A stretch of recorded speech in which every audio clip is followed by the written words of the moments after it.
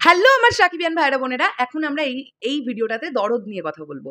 বন্ধুরা, দরদ এমন একটা প্রজেক্ট, যে প্রজেক্টটার জন্যেও কিন্তু ইউথ অডিয়েন্স প্রচণ্ড মুখিয়ে আছে। আর আমার মনে হয় সাকিবিয়ানরা তো বটেই, আপামর জনসাধারণও মুখিয়ে আছেন, বাংলাদেশের সিনেপ্রেমী মানুষরা। কেননা এটা সাকিব ভাইয়ার প্রথম প্যান ইন্ডিয়া ছবি হতে যাচ্ছে। বলিউড অ্যাক্ট্রেসের সঙ্গে সাকিব ভাইয়া জুটি বেঁধেছেন এই ছবিতে, এবং তাদের অপূর্ব দেখতে লাগছে। যে কটা ছবি আমাদের সামনে এসেছে, নিশ্চয়ই তোমরা আমার সঙ্গে একমত হবে প্রত্যেকেই। তো যেটা নিয়ে কথা বলবো, গতকাল আমি একটা ইন্টারভিউ সেশন দেখলাম।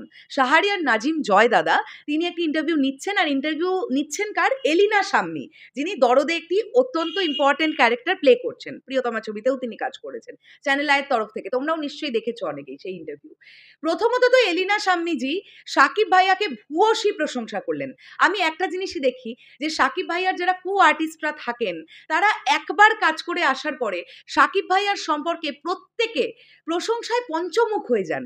মানে আসলে যদি এরকম কারো ধারণাও থাকে যে শাকিব খান যেহেতু মেগা স্টার, তাই তার প্রচুর অহংকার থাকবে, তার প্রচুর ট্যান্ট্রামস থাকবে, কিন্তু কাজ করে আসার পরে তারা বলেন যে এমন মাটির মানুষ সত্যিই দেখা যায় না, যে মানুষটি যে এত মিশে যেতে পারেন এবং সবাইকে বলেন যে আমরা খুব ভালোভাবে কাজ করব, এত কোঅপারেটিভ মানে মানুষটা, এটা সবাই বলেন। তো এলিনা শাম্মীও প্রচণ্ড ভূয়সী প্রশংসা করলেন শাকিব খান সম্পর্কে, এবং তিনি বললেন প্রচণ্ড ভালো অভিনেতা।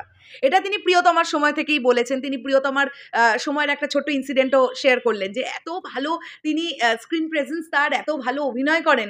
সত্যি এটা একটা বলার মতন ব্যাপার। এটা তো গেল একটা দিক। আর একটা দিক নিয়ে কথা বলবো, যে দেখো, সাংবাদিকদের কোয়েশ্চেনের প্যাটার্ন থাকবেই যে সিনেমা নিয়ে কত না জানা তথ্য বার করা যায়। যে ইন্টারভিউ থেকে বার করা যাবে সেই ইন্টারভিউ হিট। আর সাকিব ভাইয়া কেন্দ্রিক হলে তো কোনো কথাই নেই, মানে ব্লকবাস্টার।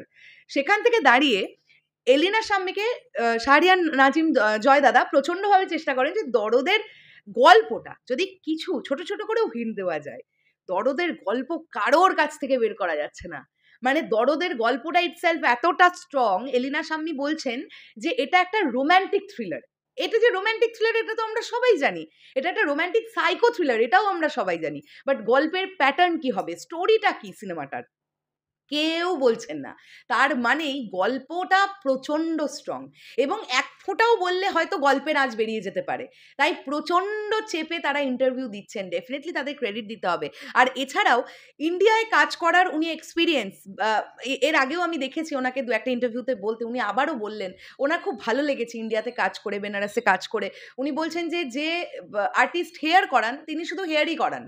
মানে কেশসজ্জার জন্য যিনি থাকেন, সে শুধু চুল নিয়েই, হেয়ার স্টাইল নিয়েই থাকেন। যে মেকআপ আর্টিস্ট মেকআপ করাবেন, তিনি শুধু মেকআপই করান, তিনি হেয়ার দেখছেন না। কস্টিউমে যিনি থাকেন, তিনি শুধু কাপড়ের দিকটাই দেখবেন, কস্টিউমের দিকটাই দেখবেন, তিনি হেয়ার বা মেকআপ দেখবেন না।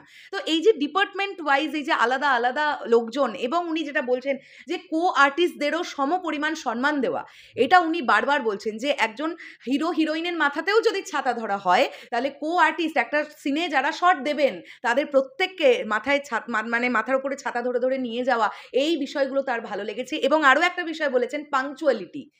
যে ইন্ডিয়াতে ৮টার সময় ক্যামেরা অন, মানে ৮টা থেকে ৮:৩০ ক্যামেরা অন, আর কাজ চলেছে রাত্রি ১২টা ১২:৩০। তোমরা ভাবতে পারছো? এক টানা একটা সিনেমার শ্যুট চলছে ১৬ ঘন্টা ১৭ ঘন্টা। আমরা তো হাইয়েস্ট অনন্য ভাইয়ার পোস্ট থেকে জেনেছি ২১ ঘন্টা একটানা শট দিয়েছেন সাকিব ভাইয়া। তো এই পাংচুয়ালিটি মেইনটেনেন্স খুব দরকার, যেটা এলিনা শাম্মী যখন বলছেন আমাদের কাছে শুনতে খুব ভালো লাগছে। তো আমরা দরদ নিয়ে সকলে খুবই আশাবাদী। আশা করছি দরদ সিনেমাটাও ইতিহাস গড়তে আসছে। দেখা যাক কি হয়। শেষ করলাম ভিডিওটা। তোমাদের কি বক্তব্য অবশ্যই কমেন্ট করে জানিও। এখনের জন্য সকলকে বললাম টাটা।